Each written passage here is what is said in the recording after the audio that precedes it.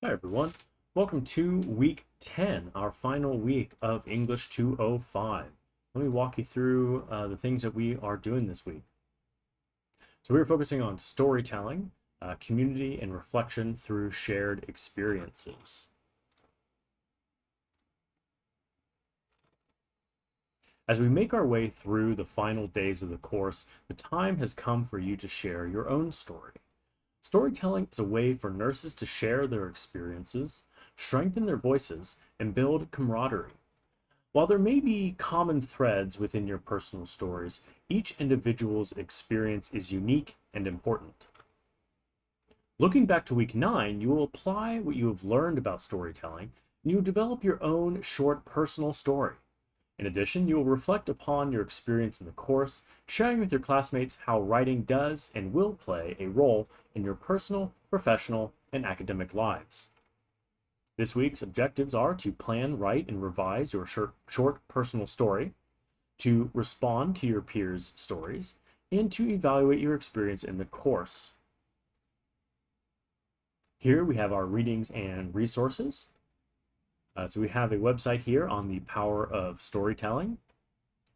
We have the rubric that I'm going to use to grade your short personal story. We have an example of what one of those personal stories may look like, and a second example here as well. Now on to our activities and assessments for the week. This is where you are going to post your short personal story, your final assignment/project for the class. Before you actually jump into the meat of this activity, you should read through the power of storytelling, which is also linked on the previous page. After that, you should select one of the following prompts. Number 1, growing up. When did you know that you were not a child anymore? Number 2, fork in the road. Write about a decisive moment in your life, a time when your life could have gone in one or two or even many more directions.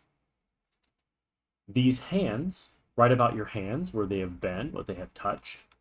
Scar stories. Write about a scar, either one that you can see or one that cannot be seen. The stand.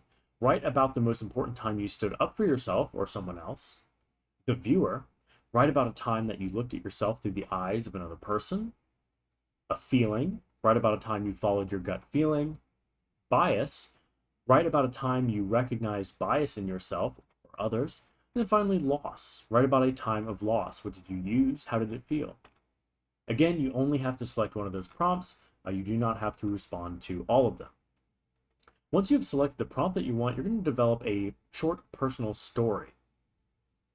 And it must meet the minimum requirements, which are outlined here in this rubric. We'll open that up in a second.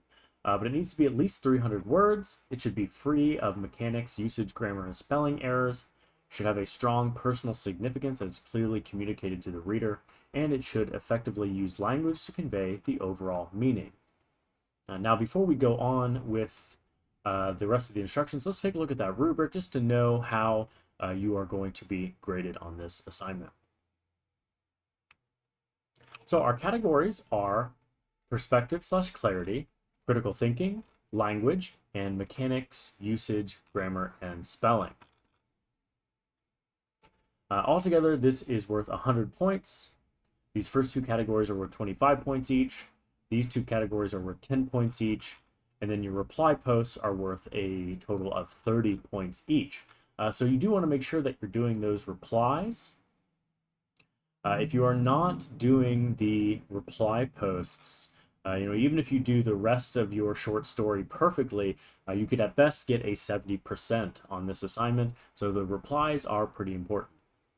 Now, perspective and clarity. Your story should clearly express your experience, and it should clearly align with one of the prompts. For critical thinking, it should reveal your desire to learn more about yourself and your experiences. The story should demonstrate an awareness of word choice and tone, so you should have good language usage. And then finally, your piece should be revised and well edited. You may have a few errors here and there, but in general, you're going to have very few issues with spelling, grammar, punctuation, things like that. Now, for your reply posts, they need to be meaningful. There's a clear effort to develop and sustain a dialogue through questioning, shared experience, and/or supportive language. So that is how you are going to be graded for this last little project. Now, after you have written your story, you're going to post it to the discussion forum. Please note that there's no need to include outside sources. You should only include detail of your own life, your own experiences. And then we have the typical instructions here for how to make a discussion board post.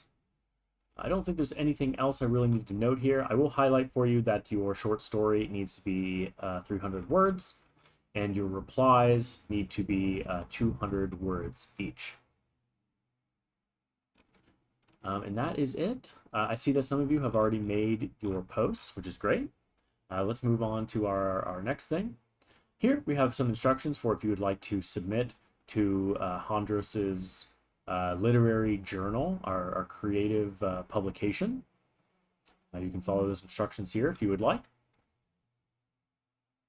And then 10-2, the week 10 discussion forum. So you have two forums this week.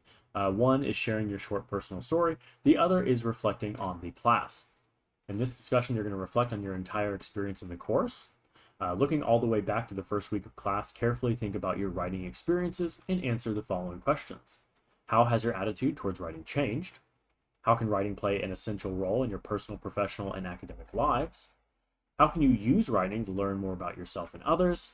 And what do you still need to work on to improve your writing skills? As per usual, this discussion forum, your initial post is due on Thursday, and your reply posts are due on Sunday.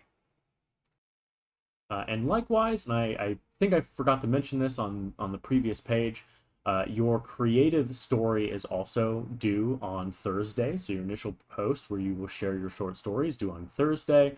Your reply posts are likewise due on Sunday.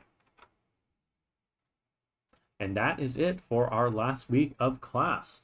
If you have any questions for me, please let me know. I'd be happy to help you out.